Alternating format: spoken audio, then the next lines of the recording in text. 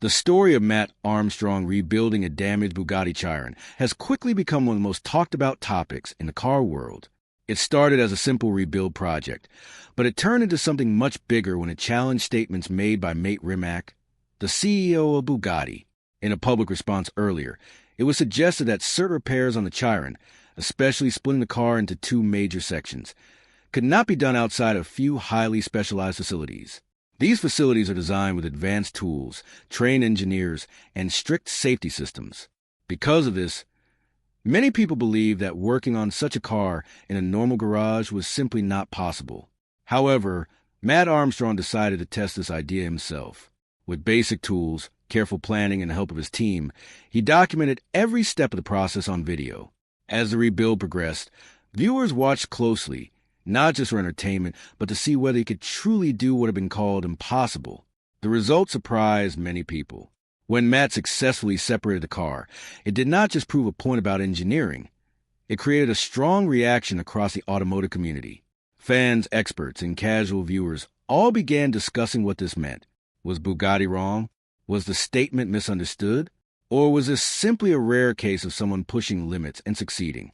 These questions quickly spread across social media platforms, comment sections, and forums. What started as a rebuild video became a larger conversation about knowledge, control, and the power of independent creators. As more people watched the rebuild videos, the reaction from the public became stronger and more emotional.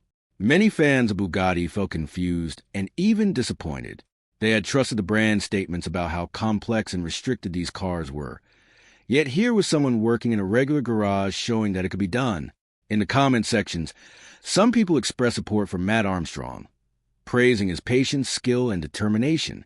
Others went further, criticizing Bugatti and its leadership for what they believed were exaggerated claims. Some comments were very harsh, calling the company dishonest or accusing it of trying to control repairs unnecessarily. At the same time, not everyone agreed with this criticism. There were also people who defended Bugatti, explaining that the company might have been focused on safety and legal responsibility rather than technical possibility. After all, hypercars like the Chiron are extremely expensive and powerful machines, and mistakes during repairs could lead to serious risks. Still, the balance of opinion seemed to lean toward Mat's achievement being seen as a major moment. The idea that one person could challenge a global brand and succeed created a strong emotional response. It reminded people of stories where individuals stand up against larger systems. This emotional connection helped the story spread even faster, as viewers shared the videos and discussed them with others. In many ways, the reaction was not just about the car itself, but about what the situation represented. It became a symbol of independence, curiosity, and a desire to question what is said to be impossible. To understand why the situation became so important, it helps to look at the technical side in simple terms. The Bugatti Chiron is built with advanced engineering, but like all machines, it is made of parts that fit together in a logical way. During the rebuild, Mat Armstrong showed that the car could be taken apart step by step using basic tools and careful thinking. One key moment was when he removed the bolts connecting the rear section of the car to the main body. These bolts were strong and designed to hold major components together, but they were still accessible. By removing them one by one, he was able to separate the car into two sections. This made it easier to see the damage and plan repairs. What surprised many viewers was not just that this was possible, but how organized the design of the car seemed. Parts were connected in ways that allowed them to be removed without destroying other components. This suggested that the car was, in fact, designed to be serviced, even if the process required skill and patience. Of course, this does not mean the repair was easy. It still required knowledge, time, and attention to detail. However, it showed that the barrier was not as absolute as some people believed. This technical demonstration played a big role in changing opinions. Instead of relying on words or claims, people could see the process with their own eyes. This made the argument more powerful and harder to ignore. Another important part of the story is the question of control. Car manufacturers like Bugatti often limit who can repair their vehicles. This is not unique to Bugatti. Many companies in different industries do the same thing. They may require customers to use official service centers, approve parts, and train technicians. The reasons for this can include safety, quality control and protecting the brand's image. However, it can also limit what owners are able to do with their own property. In this case, Mat Armstrong's project brought this issue into the spotlight. By showing that he could work on the car independently, he challenged the idea that only the manufacturer had the ability to handle such repairs. This raised questions about whether these restrictions are always necessary or if they sometimes go too far. For many viewers, this was the most interesting part of the story. It was not just about one car or one company, but about a larger idea. Who should have the right to repair complex machines? Should knowledge be limited to a few experts, or should it be shared more openly? These are questions that apply not only to cars, but also to electronics, tools, and other products. The discussion around this topic has been growing in recent years, often called the right to repair movement. Mat's rebuild became a real example of this idea in action, making the debate more visible and easier to understand. The role of leadership also became a key part of the conversation. As the CEO of Bugatti, Mat Armstrong became the public face of the company's response. Some critics argued that the situation could have been handled differently. Instead of making strong public statements about what could not be done, they suggested that the company might have chosen a more open approach. For example, they could have worked with Mat Armstrong, offered guidance, or explained the concerns in more detail. This might have reduced the tension and created a more positive story. On the other hand, supporters of the company pointed out that a CEO must consider many factors, including legal risks and company policy. Allowing independent repairs without limits could lead to problems if something goes wrong. In that case, the company might still face blame, even if it was not directly involved. This shows that the situation is not simple. It involves technical facts, business decisions, and public perception all at once. What makes it even more complex is how quickly information spreads online. A single video can reach millions of people in a short time, and opinions can form just as quickly. This means that companies must be very careful with how they communicate, as their words can have a big impact. In this case, the difference between what was said and what was shown created a gap that led to criticism and debate. As the rebuild continues, the story is still developing. Each new update from Mat Armstrong adds another piece of the puzzle and keeps the audience engaged. People are watching to see if the car will be fully repaired and returned to working condition. If that happens, it could strengthen the argument that independent repairs are more possible than many believe. At the same time, Bugatti's response, or lack of response, will also play an important role. Whether the company chooses to speak about the situation again or remain silent, its actions will be closely observed. In the end, this story is about more than just a car. It is about curiosity, challenge, and the willingness to test limits. It shows how one project can grow into a global discussion and how people can connect over shared interest and debate. For viewers, it is both entertaining and thought-provoking. For the automotive industry, it may serve as a reminder that transparency and communication are more important than ever. As technology continues to advance, and as more creators share their work online, situations like this may become more common. The balance between control and openness will continue to be tested, and each new example will help shape the future. Whether you see Mat Armstrong as a hero, a skill builder, or simply someone doing an interesting project, there is no doubt that his work has started an important conversation that will not end anytime soon. One of the main reasons the story has gained so much attention is because it connects with a larger idea that many people already care about. Around the world, more and more people are talking about the right to repair the products they own. This includes cars, phones, computers, and even household appliances.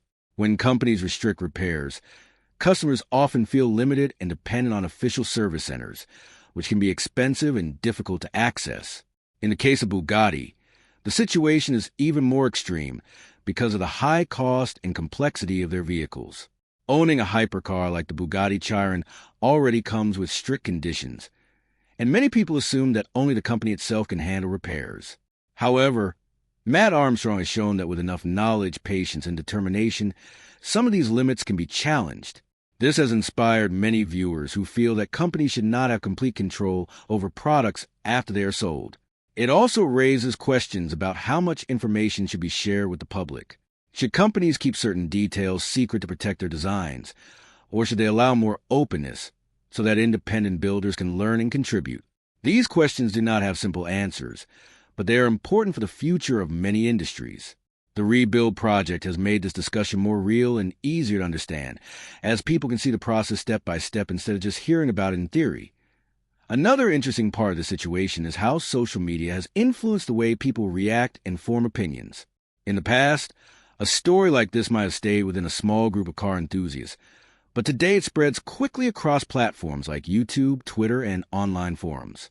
When Mat Armstrong uploads a video, it can reach millions of viewers within hours.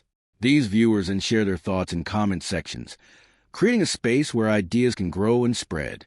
In this case, many of the comments became very strong and emotional, especially when discussing Mate Rimac and the decisions made by Bugatti. Some people supported the company, while others criticized it heavily.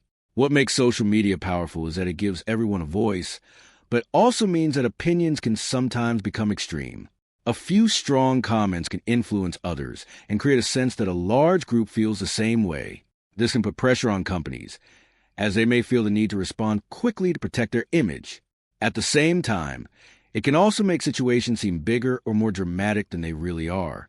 In this story, the online reaction played a major role in turning a technical rebuild into a global discussion. It shows how important communication has become in the digital age, where every action can be watched, shared, and analyzed by a wide audience. The engineering side of the rebuild continues to be a key reason why people remain interested in this project. Each new update provides more insight into how the Bugatti Chiron is built and how its systems work together.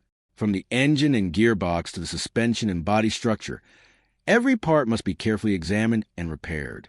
This process takes time and requires a deep understanding of how different components interact. Mat Armstrong has approached the project step by step, focusing on one challenge at a time. This method helps reduce mistakes and ensures that each part is handled correctly. For viewers, this is both educational and entertaining.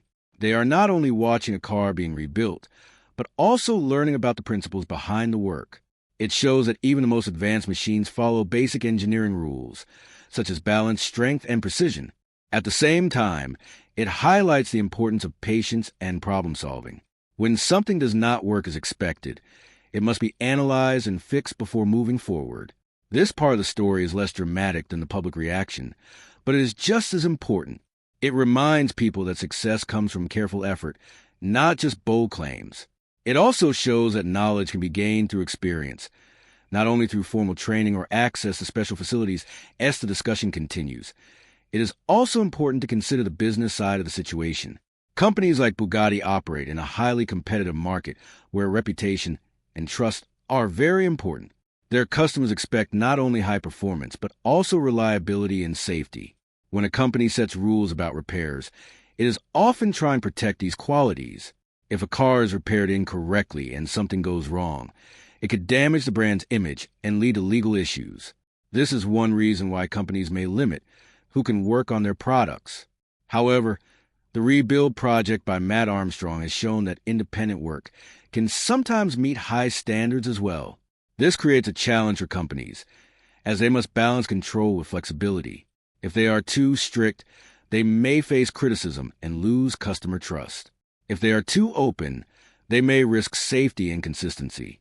Finding the right balance is not easy, especially when public opinion is involved. In this case, the strong reaction from viewers has added pressure on Bugatti to explain its position more clearly. Whether the company chooses to change its approach or continue with its current policies, it will need to consider how its decisions are perceived by the public. This situation may also influence other companies. As they watch and learn from what happens next, the role of storytelling in this situation should not be overlooked. Mat Armstrong has presented his rebuild in a way that keeps viewers interested and engaged. Each video is structured to show progress, challenges, and solutions, creating a sense of journey. This makes the audience feel involved, as if they are part of the process. At the same time, the contrast between his work and the statements from Bugatti adds tension to the story. This tension keeps people watching and discussing what will happen next. Good storytelling is not just about what happens, but how it is presented. By showing each step clearly and explaining it in simple terms, Mat makes the project accessible to a wide audience. This is one reason why the story has reached beyond car enthusiasts to a general audience. People who may not know much about cars can still understand the basic idea and follow the progress.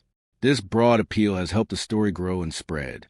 It also shows the power of content creation in today's world, where individuals can share their work and reach a global audience without needing traditional media. Looking ahead, the outcome of this rebuild could have lasting effects on both the automotive world and the wider discussion about ownership and control. If Mat Armstrong successfully completes the project and the Bugatti Chiron returns to full working condition, it will serve as a strong example of what independent builders can achieve. This could encourage more people to take on similar challenges and share their work publicly. It may also push companies like Bugatti to rethink how they communicate with customers and how they manage repair policies. On the other hand, if the project faces major difficulties or does not reach its final goal, it could reinforce the idea that such work is best left to specialized facilities. Either way, the discussion will continue as people analyze the results and draw their own conclusions. What is clear is that the story has already made an impact. It has brought attention to important issues, sparked debate, and shown the power of determination and curiosity. As more updates are released and the